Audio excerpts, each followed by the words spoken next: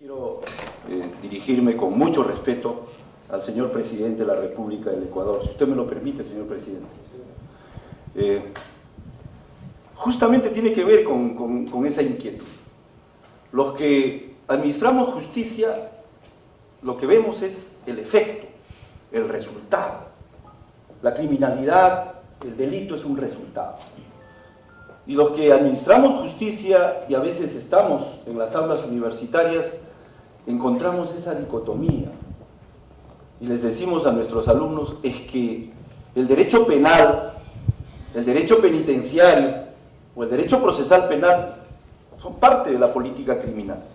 Y la política criminal es una pequeña parte, solo una pequeña parte que no va a solucionar por sí misma la situación penitenciaria y postpenitenciaria. No va a solucionar, sino que si caemos en eso, vamos a caer en el uso simbólico y demagógico del sistema punitivo. Entonces, una política social general adecuada, idónea en América Latina y en particular en Ecuador y en Perú, va a evitar que necesitemos construir más cárceles, que necesitemos tener más personal penitenciario, que estemos con cárceles hacinadas. Si hablamos de dignidad, lo que tenemos que buscar, creo, entre los dos países y en América Latina, es evitar, por ejemplo, muchos niños en la calle, mucha pobreza. Tenemos que tener una política económica adecuada, una política educacional adecuada, una política laboral adecuada, y por ende vamos a tener una política criminal adecuada. Nosotros tenemos un código de ejecución penal que quien lo lee va a querer venirse a cumplir la condena aquí al Perú, porque el código es hermoso, es bonito, es unas normas que hablan de los beneficios, etcétera, etcétera.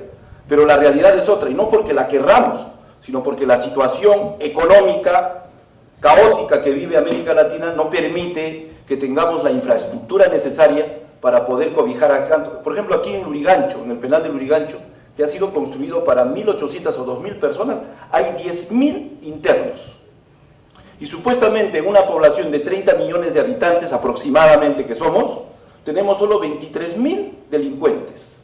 Quiere decir pues que el sistema está fracasando. Y está fracasando no porque seamos incapaces, ni mucho menos, sino está fracasando porque el mal endémico de América Latina es ese, la pobreza, la extrema pobreza, el atraso, la falta de desarrollo. Si nosotros no miramos a eso, y tenemos que hacer justamente lo que ha dicho el Premier, ¿no?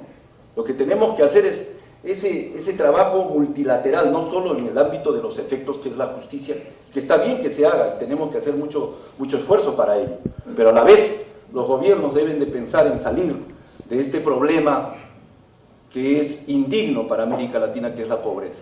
Creo que eso es lo que tenemos que ver también los abogados y ver los magistrados, porque a veces nos sentimos impotentes, señor presidente, porque estamos aquí juzgando, condenando. Efectivamente, nuestras leyes permiten que los jueces puedan ir periódicamente a las cárceles para ver cómo va la ejecución penal. Nuestro presidente personalmente ha ido a las cárceles, no solo los jueces así de primera instancia, sino el presidente de la Corte Suprema ha ido a las cárceles para ver cómo está el problema, cómo se soluciona la situación penitenciaria y postpenitenciaria. Pero no es suficiente eso. Hemos tenido jueces de ejecución penal hace aproximadamente unos 15 años. Hemos tenido en el Código de Ejecución Penal, Decreto Legislativo 330, que ya fue derogado, se establecían los jueces de ejecución penal, pero fracasó. A pesar de tener jueces especializados para la ejecución penal, fracasó totalmente. El sistema que estamos utilizando actualmente es mejor, pero no es suficiente, por lo que estamos diciendo, porque este no es un problema de solo política criminal. Si pensar que el derecho penal, el derecho penitenciario y el derecho procesal penal van a solucionar los problemas tan álgidos de nuestra sociedad, es iluso. Tenemos que ver que la política social general sea la mejor. Y por eso saludamos este encuentro y esperamos que las otras políticas, además de la criminal, sean tratadas también con el Ejecutivo y se puedan realmente dar solución a los niños que vemos todos los días en América Latina pidiendo limosna y son los futuros delincuentes. Porque como decía Pitágoras, educad a los niños y no habrá necesidad de castigar a los hombres. Nada más, señor. Si me permite, doctor, señor magistrado, es un círculo vicioso. Nosotros también nos sentimos impotentes como gobernantes, por ejemplo, para luchar contra la corrupción. Qué difícil es que se sancione un caso de corrupción en Ecuador. Pescamos infragante a la gente, el fiscal acusa y lo absuelven los jueces. Entonces, así como para que exista un verdadero Estado de Derecho y el imperio de la ley se requiere de cierto desarrollo social, a su vez el desarrollo social requiere de ese Estado de Derecho y de ese imperio de la ley. Romper ese círculo vicioso no es labor de un hombre, de un gobierno, es labor de todo un pueblo. Y ahí tenemos hasta serios problemas culturales donde nuestros países sufren de lo que llaman los psicólogos sociales disonancia cognitiva, es decir, en abstracto rechazan fuertemente ciertas conductas, no a la impunidad, no a la corrupción, pero en lo concreto apoyan esas conductas. No a la impunidad siempre y cuando no sea mi amigo, pero a mi amigo se lo escondo para que no se lo condene, ¿no? No a la corrupción siempre y cuando sea el político o mi enemigo, pero yo tengo derecho a pedir una comisión por mi sacrificio por la patria. Entonces no es sencillo, esto no se logra por decreto, estamos luchando muy fuertemente en Ecuador. Aquí tenemos nuestra ministra de Producción, antes era ministra del Frente Social, ella puede precisar cifras, pero estamos rompiendo todos los récords históricos en inversión social. Ha subido el 4%, me parece el 8% del PIB, todavía estamos por debajo del promedio de América Latina, pero nuestra inversión social en los 3 años de gobierno es el doble que la de los 3 gobiernos anteriores, desde el 2000 al 2006. En 3 años hemos hecho el doble de lo que se hizo en 6 años. Vamos aceleradamente, pero obviamente el camino que falta por andar es tremendamente largo. En todo caso coincido, no hay mejor política criminal que un buen desarrollo social. Lastimosamente, para ese desarrollo social también se necesita un Estado de Derecho, el imperio de la ley, y para ello se necesita un sistema de justicia fuerte que todavía en Ecuador no existe, brilla por su ausencia. Quiero decirle que también en este aspecto hemos hecho importantes esfuerzos, además de aumentar el presupuesto del sistema de justicia, que muchas veces no lo puede ni ejecutar. Es decir, le sobra plata, no puede ejecutar. No es un problema de recursos, es un problema estructural, de organización. Cuando llegamos al Ecuador encontramos 16.000 presos en nuestros centros carcelarios, que también tenían capacidad para ¿cuántos? 11.000, 12.000, qué lástima que no vino nuestro ministro de Justicia. Contratamos Defensoría Pública, contratamos centenas de abogados, y en este momento nuestra población carcelaria es de 11.000, o sea, se resolvieron todos esos casos sin sentencia. Pero insisto, eso es lo que podemos hacer desde afuera. Ya permanentemente evacuar esos juicios, estas son las cuestiones penales, ¿no? Cárcel. Pero están los juicios de alimentos, niñez y adolescencia, etcétera, donde existen grandes congestiones y ya la solución está en manos del sistema de justicia. También es frustrante para nosotros ver cómo, por más que se lo quiera apoyar, dinero, etcétera, no se avanza. En nuestros países hay mucha hambre, ¿no? Pero algunas veces creo que la única hambre que se ha saciado es el hambre de justicia, y eso es terrible. Bien. Gracias, presidente. Sí, señor presidente. Finaliza la ceremonia de recibimiento en sala plena el excelentísimo señor Rafael Correa Delgado, presidente de la República de Ecuador, con la firma del libro de visitantes ilustres de la Corte Suprema de Justicia de la República.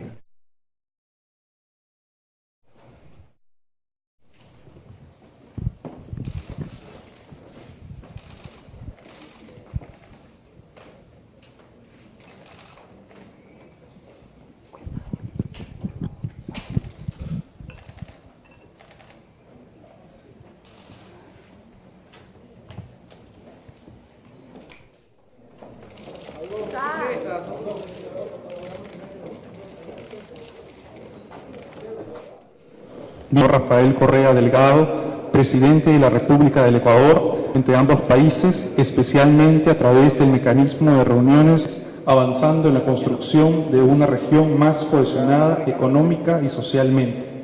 De Conforto Supremo número 017-2010-REI. Presidente Rafael Correa, señoras y señores, con profunda emoción cívica, el Perú ha recibido hoy día al jefe de Estado de la hermana República del Ecuador, y con fraternidad y afecto hemos estrechado en nuestros brazos a quien representa la amistad, a quien representa para nosotros una profunda y sincera vinculación con el Perú. Creo que pocas veces, señor presidente, un mandatario ha concitado la simpatía y la emoción que usted suscita en la población del Perú. Y reconociendo sus méritos, su vocación y trabajo por la integración latinoamericana, que es el sueño de nuestros pueblos, reconociendo su compromiso por la causa de la justicia social y por la revolución ciudadana que usted ha enarbolado como principio, y reconociendo su decisión y su empeño en luchar por sus objetivos, por lo cual todos lo respetan, aún los grandes adversarios que podía el Ecuador tener. Queremos muy brevemente distinguirlo con una orden que el libertador San Martín creó en este mismo salón. Creo que lo trabajado en estos 3 años y algunos meses llena un profundo espacio, llena muchos años de vacío y de lejanía.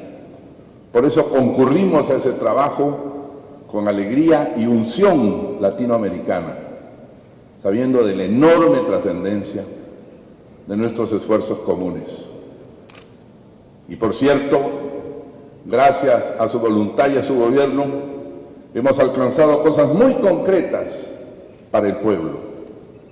Lejos de las palabras y lejos de la simpatía eventual, se recordará este tiempo como el tiempo de las obras binacionales, como el tiempo del encuentro de los pueblos, y seguimos avanzando, y en cada uno de nuestros diálogos ese trabajo se enriquece con nuevas propuestas.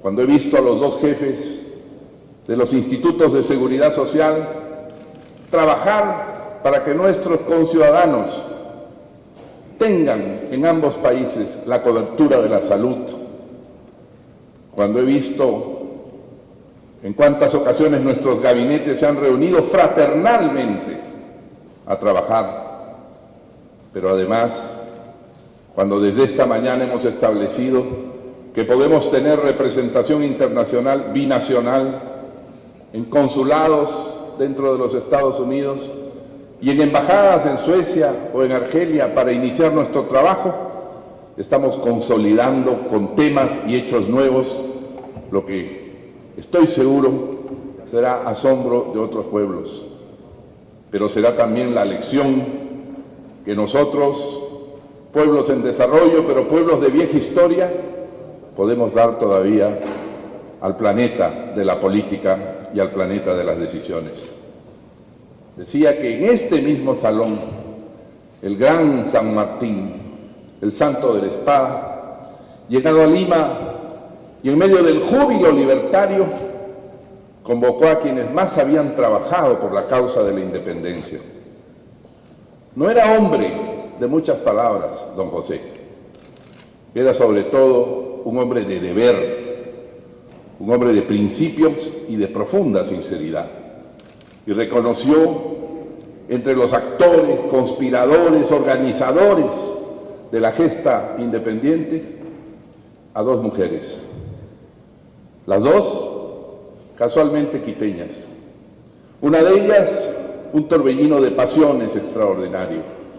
Una compañera fiel del libertador. Una patriota hasta la última célula de su espíritu. La señora que fue de Torne y fue después simplemente Manuela para todos los latinoamericanos. Y esta Manuela, cuyos restos nunca encontramos, tal vez para que la encontremos en las emociones y en las acciones de la integración que ella representó de la más bella manera. Y junto a ella, y en la misma ocasión, y en este mismo salón, en 1821, José de San Martín distinguió a Rosa Campuzano, su Rosita, su amiga, su consejera, su compañera. En estos 2 espíritus superiores quiteños está cifrada también la amistad de nuestros pueblos. Señor, con el mismo júbilo libertario ya no el de la independencia de ese tiempo, sino el del reencuentro de nuestros pueblos hermanos, queremos distinguirlo con la orden que José de San Martín creó para distinguir a los preclaros y a los grandes latinoamericanos que sienten la integración. Y yo sé, amigo mío, que usted dará mucho que hablar y mucho más adelante también. Y estoy convencido que usted llevará las banderas de esta nueva generación que representa para América Latina mucho más allá y alcanzará los sitios que tal vez mi generación no pudo alcanzar.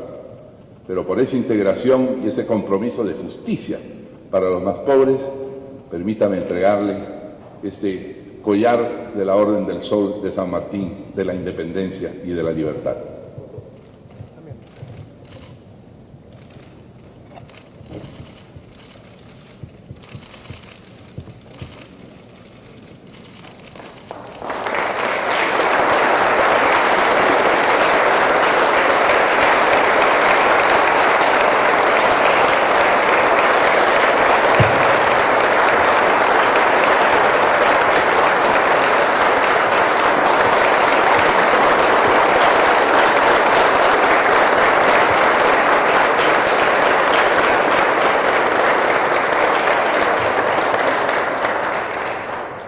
Seguidamente, palabras del excelentísimo señor Rafael Correa, presidente de la República del Ecuador. Querido amigo Alan García, presidente de la República del Perú, señoras ministras y ministros de Estado del Perú, del Ecuador, señores comandantes de las Fuerzas Armadas de la hermana República del Perú, y sobre todo, queridos pueblos peruano, ecuatoriano, latinoamericano. Creo que el presidente García me conoce lo suficiente para saber que no soy persona con decoraciones. Somos personas que tenemos un alto sentido del deber, como lo tiene el presidente García, y que al final del día, pese al cansancio, al esfuerzo, tan solo sentimos que hemos hecho lo que teníamos que hacer, que hemos dado toda nuestra energía, todo nuestro sacrificio por cumplir el mandato sagrado que los verdaderos héroes nos han otorgado en las urnas, esos pueblos latinoamericanos tan sufridos, que merecen vidas mejores, cuya dicha ha sido postergada durante demasiado tiempo. Sin embargo, querido presidente, acepto con toda humildad esta condecoración, porque sé que no es una persona. Ha tenido frases muy generosas para conmigo, hombre preclaro, gran latinoamericano, quisiera creérmelas. Tan solo soy un trabajador más, como alguna vez dijo Cristina Fernández de Kirchner.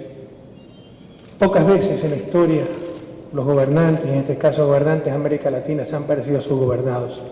Somos gente trabajadora, de buena fe, bien intencionada, que tan solo buscamos el bienestar de nuestros pueblos. Creo que no tengo nada de preclaro, ni nada más de latinoamericano que cada uno de nuestros ciudadanos y ciudadanas. Recibo esta condecoración entonces, señor presidente, en nombre de quien sí lo merece, que es el pueblo ecuatoriano, como merecen tantas condecoraciones las sencillas gentes de nuestros pueblos. Me honra muchísimo, pese a que sé que no soy yo el que la recibo, sino mi pueblo, esta condecoración que creó el gran José de San Martín, para que las generaciones futuras no se olviden de los días de gloria, de los días heroicos, cuando se luchaba por la independencia en nuestras repúblicas. Como usted lo ha mencionado, dos grandes ecuatorianas me han precedido en esta condecoración. Una quiteña, Manuelita, la otra más peligrosa aún, guayaquileña, Rosita Camposano. Hija ilegítima, no tuvo que luchar solamente contra los españoles y contra la colonia y el colonialismo, sino contra la discriminación social, pero mujer heroica, como usted dijo, rebelde hasta su última célula. Y la gran Manuelita, que entró a la batalla, esa pelea por la independencia por Rosita Camposano, se hicieron amigas aquí, en Perú, y luego fue un bastión de la independencia de nuestras naciones. ¿Qué sé yo? ¿Qué soy yo al lado de estas mujeres heroicas? Eso ratifica una vez más lo inmerecida de esta condecoración a mi persona, pero lo muy merecida a un pueblo como el pueblo ecuatoriano, que también es el reflejo de esas mujeres como Rosita Campuzano y Manuelita Sáenz. Sirva esta condecoración, señor presidente, para ratificar nuestro compromiso de seguir trabajando por la unión de nuestros pueblos, por su bienestar, por esa hermandad, por esa paz profunda, irreversible, por el progreso, por la justicia, por el desarrollo, que es el nuevo nombre de la paz, como decía Pablo VI en su encíclica Populorum Progresso. Paz sin justicia ni desarrollo es pacificación, no es paz verdadera. Y ese es nuestro gran desafío, alcanzar la verdadera paz, que solo se puede cimentar en la justicia y el desarrollo.